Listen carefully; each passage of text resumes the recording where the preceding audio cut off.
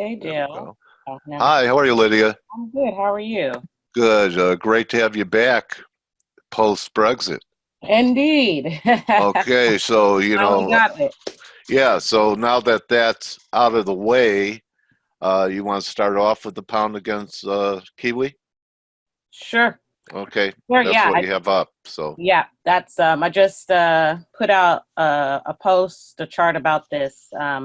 Just interesting to see how we continuously keep tapping at resistance. When we kind of get these multiple attempts at a level, it always yeah, something that piques my interest. So I was looking at what's going on with the pound versus the kiwi, and just also to say, really, we haven't seen like across the board pound strength or weakness. It's really become a currency by currency basis or case basis, which is I find it's not something that I've seen in maybe a couple years. I don't know. I think it has something to do with it has a lot to do with the fundamentals. A lot of things going on around the world. So we're looking at pound strength here. And I commented this morning, actually, is this really pound strength or is this Kiwi Kiwi weakness. weakness? Right, Yeah, exactly. So we had the strong number, retail sales number several hours ago this morning, and we're not seeing across the board pound strength. And I would think you would after we've had about 3 months of negative retail sales numbers, and retail sales is really important to the pound. So we're not seeing that here. So here we're seeing Kiwi weakness. We're coming back against the resistance level at $2.03. Really, it's 204, which is this large 123 Fibonacci extension level. We keep tapping at it, and that's from 2019 kind of bear run, which is a bull run in the pound Kiwi, but it's really a Kiwi weakness all of last year. We hit on the extension level, and now we've seen a correction at right. the end of last year. And I've been really waiting for a breakout. We should get new highs above $2.06, $2.05, and we keep finding resistance here. Then just dialing in, we see that we're really just range bound. We're really between 204 to the top side and $2 to the bottom. And we just keep oscillating here. So, this is a case of a range trade where you play the range until it, it breaks. And we see what happens. We're now back at the top of the range. And So maybe you need closes over 204 you need to closes go over with it. 204, probably even 205, really. Okay, okay. Because or else you get this fake out situation that we got here back in February or early February, end of January. So would that project? Do you have anything up at 205, which would be kind of a measured move of this rectangle after it breaks through the door it's been knocking on? Ah, what I would do, I guess I would go back to the daily chart there, and I would draw an extension on this Okay, wave. Yep, that's what I mean. yep, Yeah. exactly. So you draw, let's see, we can get that here really quickly. Let's see. I would put an extension on this wave, which would be, and then we project it out to 208, about Okay. 208.40 Okay. here. I'm Yeah. wondering if on the weekly there's any resistance there, or are these like new highs for the move? There's your weekly. No, Oh, wow. yeah, Okay.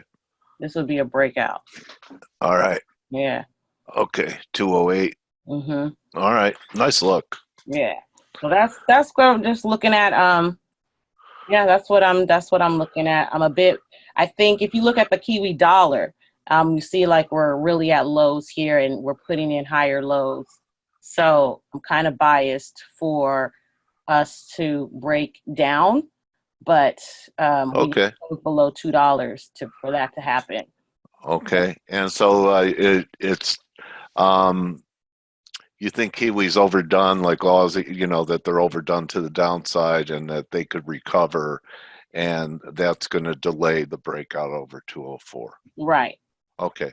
So the yen lit up this week, Lydia. Yeah. What's Guppy look like to you?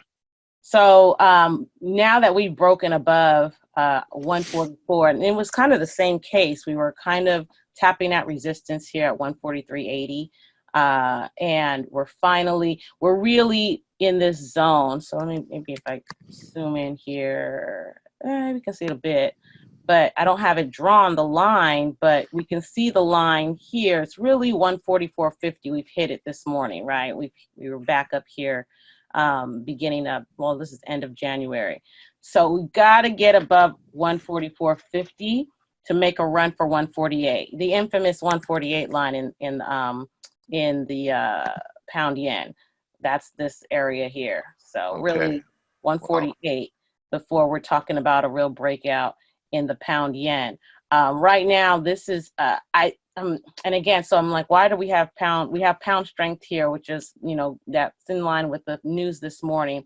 But I think this is also a bit of the virus scare now that I think there was news also this morning that it's in Japan, it's in Korea, because what I would also, when I'm seeing the dollar strength, I wonder sometimes I'd like to see yen strength, or I like to see if there's yen strength. It's not a requirement, but I like to see if there's yen strength, because then you can say, oh, this is maybe a risk play. But this is definitely just yen weakness. And if we can get above 144.50, so we might just be touching resistance, hitting, you know, finding some offers, just a bit of a retracement and getting back one over that area. But we get over 144.50, I think we're gonna be clear to get to 148. And then 148, as we know, has been that long time resistance level for the pound yen. When, remember back, we were looking at it, I guess that was 2018, 17. Wow, it doesn't feel that long ago, but it was our it was support for the longest time. Yeah. Support way back. If we got another pullback in there, Lydia, it would almost look like it's putting in a right shoulder of a head and shoulders bottom here. Right in here. Yeah, one more little pullback, so you have symmetry at the right there.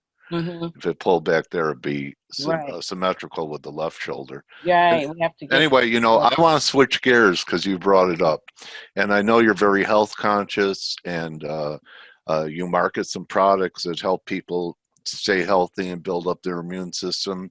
What is your take about what is happening with Corona, and your view on how it will affect markets and etc.?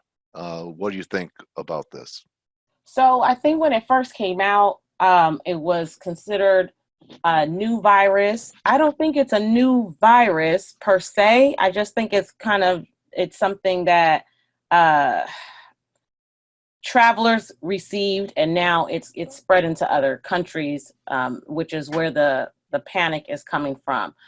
I think that we have to be careful of any vaccine that comes out. I mean, I would be concerned about it. Just, I don't like new vaccines, so that's just. So you don't even get a flu shot. You don't get flu shots or anything. You know, my last flu shot was probably 2017. Sorry for everybody out there who's but I get sick after I get flu shots. So that okay. No, I don't want to. So you know, and I understand, like, you just injected me with the flu. Like, you know, I get it, but yeah, I'm one of those who are just like. You're an anti-vaxxer. No, I'm not an anti-vaxxer. Okay. I believe in vaccines, like the childhood vaccines, right? That whole schedule. Right. Children should be vaccinated, period. Okay. Especially if they're going to be in school with other children. But the flu vaccine, something you got to get regularly. I'm not around, you know, children are walking bugs. So you know, they are. Kids, they're laboratories. You know, so if you have children, if you work with children, if you work in hospitals, yes, you should be vaccinating every year. That's not my work. So yeah, okay. You know, I am very conscious about what I allow the doctors to inject in my body, even in the children, So anyway. All right. Do you see any the economic implications of supply chain, et cetera, filtering through into the economy? And can the market really have it both ways? Remember back in 2008, when we were 2009, starting to come out of the Great Recession, the narrative was, well, China really didn't get hurt by our housing and banking crisis, and Mm-hmm. they're an engine that could help pull us out of a recession. So if that was true, couldn't China weakness drag us into one? Oh, for sure. Especially with more of the multinationals, the U.S. multinationals, when we look at our stock market, having a heavy Chinese exposure, I think we're going to see earnings underperform. You know, Apple came out yesterday or a couple days ago already warning that they're not going to meet guidance. I think we're going to see that from a lot of multinationals that have that Chinese exposure, whether it's in their anywhere in their supply chain. You have a big economic engine like China basically grinding to a halt. You're going to see some implications coming through in earnings, and that should come through in stocks. So now is it, you know, something that's going to give us the downturn that everybody's been looking for? I don't think so. I think it's just going to be another buy the dip situation, really. Okay. So just take a look at some of your favorite names and be a lookout and see what happens when they report first quarter earnings, second quarter earnings. I think there could be opportunities for the first half of this year for companies, for strong names that require China anywhere along their supply chain, whether it's manufacturing to retail, what have you. I think so use it as a buying opportunity. The long-term trend is definitely still intact. So use this as a break to buy should we get a 5-10% correction. I think so. Okay. I think so. Our markets seem impervious. So there's your top warning right there. Okay. So we looked at the commodity currencies, and we looked at the guppy. Euro pound, I'd be interested in what you're seeing in EG here. So Euro pound to me I like this breakout right now above 84 pence. So when you get this break below into 83.50, then 83, and you start to think, oh, you know, the pound is going to strengthen from here. We're going to go lower. You look at well, first I looked at the bigger picture. So if I come into the weekly chart, we can see like this entire breakdown has really been just a move into the 61.8 level right now, which is a great setup for any pound pair. And we had, but because we have so much euro weakness as well right now, a lot of euro weakness. So it's been difficult to time if you're trying to find a bottom here off this much longer term play. I mean, this is a retracement that's been in effect for about 3 Could we have a double bottom developing here? That's what we're having. So that's what I've been waiting for actually past couple weeks. I've been waiting to see if this is going to give us a double bottom or if we're going to break, because this is the move into 86 has been just a retracement of this down move, right? So looking forward to see, but we did not get a new high out of this Fibonacci retracement.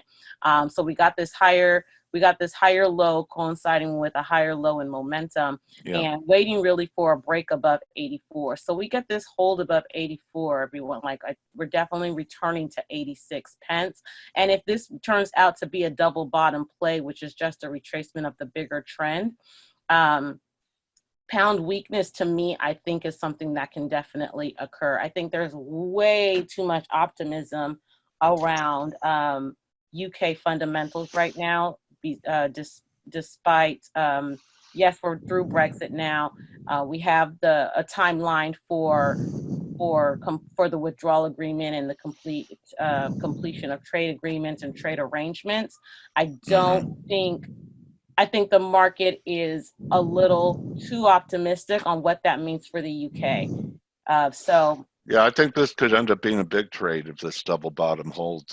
There are, wave count projections take it back over 100, Lydia. So when you look at the weekly and monthly chart, that all of this, we've been in kind of a pull up your monthly just for kicks. Okay, so you see that big move from 70 up to 90? Yeah. And so we've been kind of in this range here for 3 years? for 4 years, and this Yeah, range look has at it. just really been this is a retracement level. This Yeah, is retracement. It's a Fibonacci retracement. The recent double bottom that we're seeing now is the 61.8. yeah, This was here was the 38.2, and we were oscillating above 86 when we're coming into here.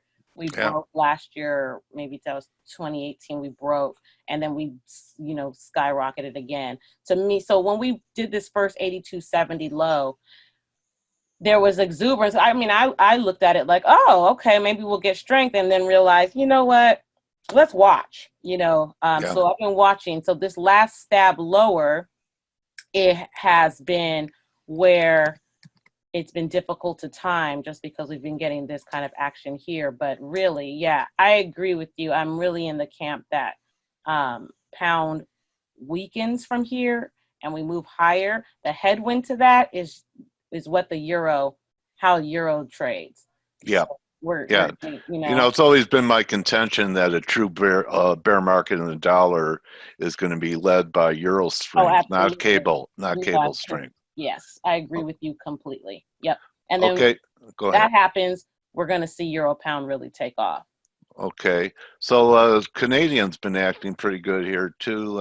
Is it a similar look to pound CAD to what you showed on pound Kiwi? It is, yeah, with the other, just like the other doll here.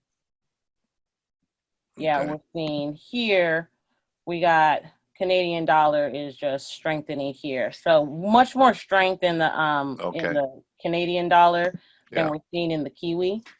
So maybe 168 on that.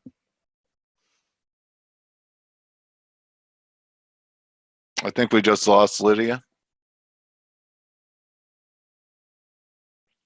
Yeah.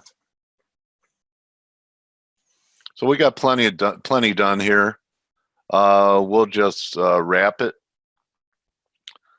So Lydia, you'll hear it on the video. Thank you for being with us today, and you could follow Lydia at Faith Might.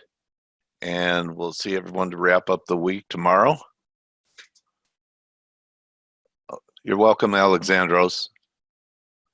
All right, everyone. Don't just count your pips, count your blessings. We'll see you to wrap up the week tomorrow. Adios.